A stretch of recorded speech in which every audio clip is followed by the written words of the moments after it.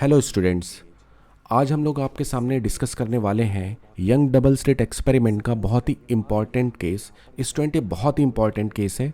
इसमें किसी भी एक स्लिट के सामने ग्लास स्लैब रखते हैं और इसकी वजह से जो फ्रिंज पैटर्न है वो हमारा शिफ्ट हो जाता है। तो हमें एक्चुअली यहाँ पर पता करना है कि फ्रिंज पैटर्न कितना शिफ्ट होगा। स्टूडेंट इस केस को करने के लिए हमें सबसे पहले ये नॉर्मल केस डिस्कस करना पड़ेगा। ध्यान रहे हमारा केस ये है जिसमें हमने एक ग्लास स्लैब को इंसर्ट कर दिया है, लेकिन इसको समझने के लिए हमें सबसे पहले ये नॉर्मल केस देखना पड़ेगा ताकि हम दोनों के बीच में इजीली कंपेयर कर सकें और अपना कॉन्सेप्ट पूरी तरह से क्लियर कर सकें। चलिए आइए स्टूडेंट हम लोग स्टार्ट करते हैं। तो यहाँ पर हमारे पास ये एक मेन सोर्स है एस। ये हमारे पास दोनों स्लिट्स हैं, इनके बीच का सेपरेशन हम लोग ले लेते हैं small D. So small D is the separation between the slits. यहाँ पर स्लिट और स्क्रीन के बीच का सेपरेशन हम लोग ले ले रहे हैं कैपिटल डी। तो ये हमारा हो गया कैपिटल डी। ओके स्टूडेंट, ये कोई जनरल पॉइंट है स्क्रीन पर, इसे ले लेते हैं हम लोग पी। ये हमारा पॉइंट है ओ और ओपी को हम लोग डिस्टेंस को ले लेते हैं यहाँ पर वाई। आइए स्टूडेंट अब शुरू करते हैं हम लोग। ये स्लिट जो हमारी है ये है S1 और ये स्लिट जो हमारी है S2। स्टूडेंट यहाँ पर हम लोग इंटरेस्टेड हैं पाथ डिफरेंस लिखने में। हम लोग यहाँ पर पाथ डिफरेंस लिखना चाहते हैं, देखना चाहते हैं कि पाथ डिफरेंस कितना है। तो स्टूडेंट अगर आप ध्यान से देखें तो SS1 और SS2 सेम है, यानी कि इन दोनों रे में यहाँ तक तो कोई S1 S2 तक तो कोई भी पाथ डिफरेंस नहीं आया है। हाँ, S1P और S2P ये दोनों सेम नहीं है, यानी कि ये S1P और ये S2P सेम नहीं है। अब आप क्या करिए, S1 से S2 पर एक परपेंडिकुलर ड्रॉ कर देते हैं स्टूडेंट। ये हमने एक परपेंडिकुलर ड्रॉ कर दिया। अब आप देखेंगे अगर तो परपेंडिकुलर के राइट साइड में आप इन दोनों लेंथ को सेम मान सकते हैं और इसे हम नाम दे देते हैं स्टूडेंट लेट से Q। तो आप देख सकते हैं कि जो नीचे वाली रे है जिसे हम रे 2 कह रहे हैं, ऊपर वाली को रे 1 कह रहे हैं, तो रे 2 जो है वो S2Q डिस्टेंस एक्स्ट्रा चल रही है, यानी कि S1P इज एक्चुअली QP। तो यहाँ पर हम ऐसा एज्यूम कर रहे हैं कि S1P और QP इक्वल हैं और S2Q is the additional distance travelled by the रे Q। तो एक्चुअली हमारा S2Q is the path difference. तो इसको हम लोग एक सिंपल टर्म्स में लिख देते हैं डेल्टा एक्स।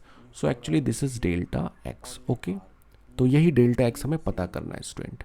चलिए यहाँ पर मैं स्लिट के मिड पॉइंट से P को ज्वाइन कर देता हूँ। ये ज्योमेट्री में हमारी हेल्प करेगा स्टूडेंट्स। आइए ये मैंने ज्वाइन कर दिया। अब देखिए ये एंगल मैं थीटा ले रहा हूँ। स्टूडेंट यहाँ पर एक चीज़ हमें नोट करने की बात है। नोट करने की बात ये कि हम सिंप्लिसिटी के लिए यहाँ पे मानते हैं कि D is much smaller than capital D। ऐसा लेने से स्टूडेंट ये जो एंगल थीटा है ये थीटा बहुत ही छोटा बनेगा। ऐसा लेने से थीटा हमारा बहुत ही छोटा बनेगा स्टूडेंट। तो चलिए थीटा बहुत ही छोटा है, तो अगर ये थीटा बहुत छोटा है तो ये हमारा 90 माइनस थीटा होगा। अब ये स्टूडेंट हमने परपेंडिकुलर ड्रॉ किया था तो ये तो 90 है ही, और इसे भी हम लोग 90 ले लेते हैं स्टूडेंट। क्यों 90 ले लेते हैं? क्योंकि मैंने बताया ना एंगल्स बहुत छोटे हैं।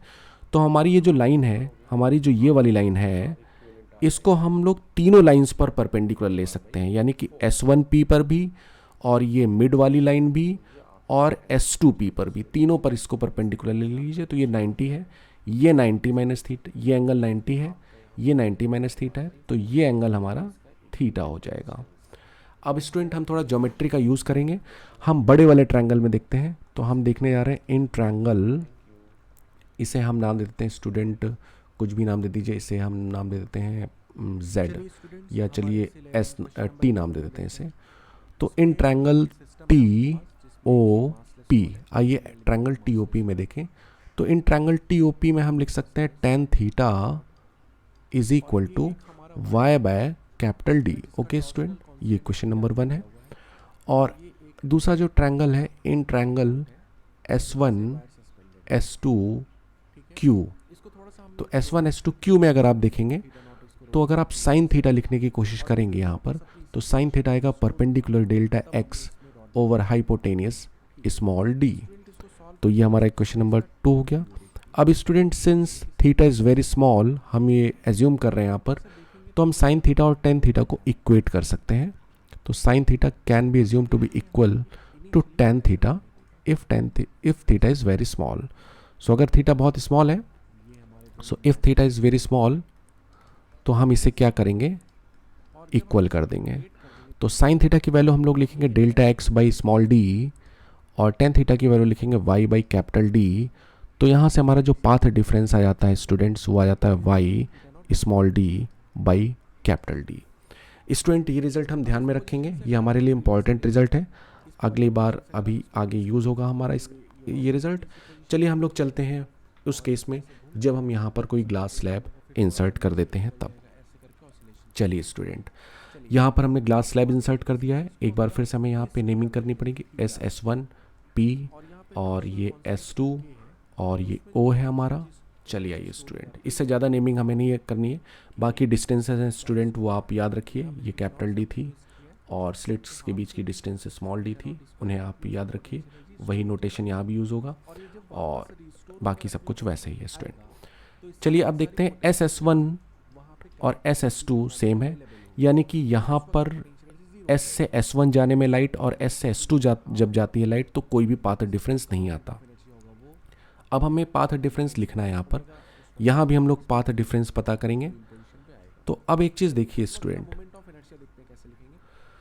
पिछली बार देखिए स्टूडेंट, पिछली बार हमने क्या है, पाथ डिफरेंस लिखने के लिए हमने सीधे S1P और S2P का डिफरेंस लिख दिया था, और जो कि S2Q आया था। लेकिन इस बार हम ऐसा नहीं कर पाएंगे स्टूडेंट। इस बार हम ऐसा इसलिए नहीं कर पाएंगे क्योंकि ग्लास स्लैब है। एक्चुअली इसको एक एग्जाम्पल से समझते हैं। जैसे एक रोड है और वहाँ पे मैंने अपने दो दोस्तों को बोला कि तुम लोग दौड़ लगाओ और मैं देखता हूँ कौन ज़्यादा आगे तक जाता है। तो सेम रोड पर दोनों लोग दौड़े, ठीक है ना स्टूडेंट। तो मैंने टाइम देख लिया दोनों को दौड़ाते वक्त, जब दोनों की दौड़ चालू हुई तब मैंने टाइम देख लिया, और जब दोनों की दौड़ फिनिश हुई तब मैंने टाइम देख लिया, मतलब दोनों को बराबर टाइम मिला। अब मैं देखूंगा कि कौन कितना ज़्यादा आगे आ गया है, तो that is the path difference, और उसको पाथ डिफरेंस, एक जेन्युइन पाथ डिफरेंस कह सकते हैं। लेकिन स्टूडेंट अगर मान लीजिए यही काम मैं ऐसे करूं कि एक स्टूडेंट से तो कह दूं कि तुम रोड पर दौड़ो और दूसरे से कह दूं कि तुम पानी में तैरो, और सेम टाइम में देखूं सेम इंटरवल में कि कौन कितना ज़्यादा चला, तो it is not the fair evaluation. ये एक अच्छा इवैल्यूएशन नहीं है क्योंकि मैंने दोनों को एक जैसी कंडीशंस नहीं दी। तो यहाँ पर पाथ डिफरेंस हम S1P और S2P का ऐसे नहीं देख सकते ज्योमेट्री से, क्योंकि एक रे को थोड़ी देर के लिए ग्लास में से भी गुजरना पड़ रहा है, थोड़ी देर के लिए उसको ग्लास से भी गुजरना पड़ रहा है, तो इसलिए कंपैरिजन ऐसे तो नहीं हो पाएगा। तो इसके लिए हम क्या करेंगे, इसके लिए जो S1P है हमारा, हम S1P का इक्विवेलेंट पाथ लेंथ लिखेंगे। तो हम लोग यहाँ पर एक चीज़ लिखेंगे, equivalent path length of S1P in air, ये हम लोग लिखेंगे। यानी कि अगर S1P में ग्लास नहीं होता, उसकी जगह एयर होती, तो कितना चल रहा होता। चलिए इसको बड़ी आसानी से करते हैं। देखिए स्टूडेंट, इसको हम ये इक्विवेलेंट पाथ लेंथ कैसे लिखेंगे, बहुत आसानी से लिखेंगे स्टूडेंट। देखिए यहाँ से यहाँ तक जब रे जाएगी, यहाँ से यहाँ तक जब रे जाएगी, तो इतनी डिस्टेंस तो वो एयर में चलेगी स्टूडेंट, जितनी मैंने मार्क की है इतनी डिस्टेंस वो एयर में चलेगी। ये डिस्टेंस कितनी होगी, ये डिस्टेंस होगी S1P minus T, T is the thickness of the slab, तो इतनी तो एयर में चली। अब एयर में लाइट की स्पीड क्या होती है, c, तो डिस्टेंस अपॉन स्पीड किया है, तो ये जो पूरा आया है हमारा, ये टाइम आ गया। ये टाइम वो एयर में चली है रे, प्लस ग्लास में कितनी देर चली, तो ग्लास में कितनी डिस्टेंस चली है, वो t, ग्लास में कितनी डिस्टेंस चली है, वो ये t डिस्टेंस चली है, और वहाँ पे उसकी स्पीड क्या थी, वहाँ पे उसकी स्पीड c बाई म्यू थी। तो ये फिर मैंने इस डिस्टेंस ओवर स्पीड की, तो ये भी टाइम आ गया है। तो ये कौन सा टाइम आया स्टूडेंट, ये पूरा जो टाइम आया है, ये टाइम आया है रे को S1 से P तक पहुँचने में। तो इस टाइम में रे अगर c की स्पीड से चलती, ध्यान रखिए ये पूरा टाइम t, ये पूरा जो टाइम है जो करली ब्रैकेट में लिखा है, अगर इस टाइम में c की स्पीड से रे चलती तो एयर में कितनी दूर जाती, लेट से S1P डैश इतना दूर जाती। तो S1P dash is the equivalent path length of रे इन एयर, कि उतने ही टाइम में अगर उसको एयर में जाने को मिलता तो कितनी दूर जाती।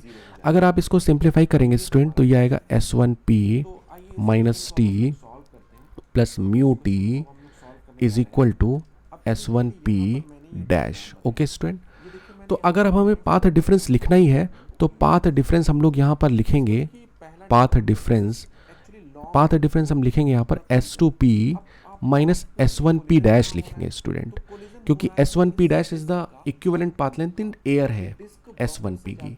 तो अभी दोनों एयर में लिखेंगे तो अभी दोनों का कंपैरिजन हो सकता है। तो S2P S1P डैश का एक्सप्रेशन लिख देंगे हम लोग, जो कि है हमारा S1P minus T plus mu T, ये आ जाएगा। तो यहाँ से आएगा S2P minus S1P plus t minus mu T.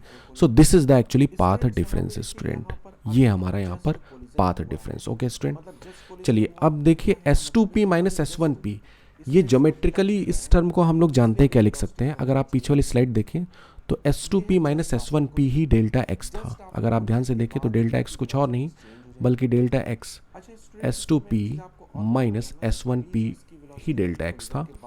तो यानी यहाँ पर हम इसे लिख सकते हैं delta x plus t minus mu T. This is actually the path difference. Now अब आइए स्टूडेंट आगे देखते हैं हम लोग। अब यहाँ पर हम लोग देखेंगे कि P पर अगर मैक्सिमा होगा तो वो क्या होगा और उसकी कंडीशंस क्या हैं। फॉर मैक्सिमम एट P, अगर आप P पर मैक्सिमम चाहते हैं तो उसकी कंडीशन क्या है। तो मैक्सिमम की कंडीशन के लिए जो हमारा जो फेज डिफरेंस होता है delta phi is actually the phase difference should be equal to 2 pi lambda times path difference. ये एक जनरल रिजल्ट है स्टूडेंट जो कि आपने वेव में पढ़ा होगा, well delta phi is the phase difference, delta phi is phase difference. Student इसे समझने के लिए आपको वेव के बेसिक कॉन्सेप्ट्स के बारे में पता होना चाहिए। अगर वो नहीं पता है तो यूट्यूब पे कोई भी वीडियो देखकर उसके बारे में अच्छे से पता कर लें और वापस इसे देखें तो ये आपको अच्छे से समझ में आएगा। हाँ, अब अगर आप P पर मैक्सिमम चाहते हैं तो हमारा वहाँ पे जो फेज डिफरेंस आना चाहिए वो आना चाहिए 2n पाई, यानी 2 पाई का इंटीग्रल मल्टीपल होना चाहिए। तो ये आएगा 2 पाई बाई लैम्डा। और पाथ डिफरेंस स्टूडेंट हमने निकाल लिया है, इस केस में कितना होगा delta x plus t minus mu T. तो हम लोग पाथ डिफरेंस की जगह लिख देंगे डेल्टा एक्स प्लस ये है t minus mu t plus t minus mu t. Okay student, so where n is, तो n यहाँ पर क्या क्या है, n belongs to 0 plus minus 1 plus minus 2 plus minus 3 and so on. Okay student, so 2 pi get cancelled, it will be n lambda is equal to delta x plus t minus mu t.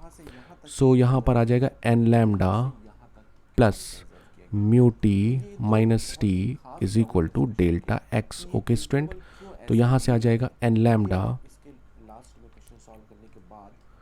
plus t times mu minus 1. okay student, now how do we write delta x? delta x को student क्या लिख सकते हैं, तो हम अपनी इस slide के ठीक पीछे वाली स्लाइड में चलेंगे।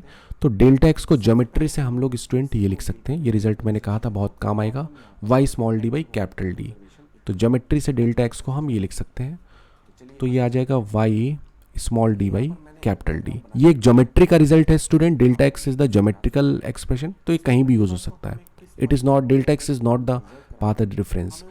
सो यहाँ पर y को अगर आप देखोगे तो y आएगा n lambda capital D by small D plus T mu minus 1 capital D by small D. तो ये हमारा मैक्सिमा का पोजीशन आ गया है। स्टूडेंट जो हमारा नॉर्मल वाला केस होता है, नॉर्मल वाले केस में जो मैक्सिमा का पोजीशन आता है वो ये आता है n lambda d by d, और यहाँ पर जो आया है स्टूडेंट वो ये आया है। तो आप देख सकते हैं कि इसमें ये टर्म तो अभी भी आया है जो पहले नॉर्मल वाले केस में आता था। नॉर्मल वाला केस मीन्स जिसमें कि स्लैब नहीं होता था, लेकिन यहाँ पर ये इतना टर्म एडिशनल आया है और ये प्लस में आया है, यानी कि पूरा का पूरा पैटर्न इतना शिफ्ट हो जाएगा पॉजिटिव डायरेक्शन में। पॉजिटिव डायरेक्शन का मतलब इस डायरेक्शन में स्टूडेंट। तो ऐसा लगेगा कि जैसे किसी ने पूरे फ्रिंज पैटर्न को ऊपर ऐसे शिफ्ट करा दिया है। तो यही है फ्रिंज शिफ्ट स्टूडेंट, और ऐसे हम लोग इस एक्सप्रेशन पे पहुंचते हैं। तो हम यहाँ पर अगर फ्रिंज शिफ्ट लिखना चाहें तो हमारा फ्रिंज शिफ्ट हो जाएगा फ्रिंज शिफ्ट। तो हमारा फ्रिंज शिफ्ट हो जाएगा यहाँ पर T mu minus one capital D by small D. ये था हमारा फ्रिंज शिफ्ट तब जब किसी एक स्लिट के सामने ग्लास स्लैब इंसर्ट किया हो स्टूडेंट्स। आशा करता हूँ कि आपको ये वीडियो पसंद आया होगा। ऐसे ही और वीडियो मैं आपको भेजता रहूँगा। हमारा चैनल ज़रूर सब्सक्राइब कर लीजिए ताकि आपको ऐसी वीडियोस मिलती रहें। Thank you student, have a good day. Plus angular momentum का दूसरा टर्म लिखना है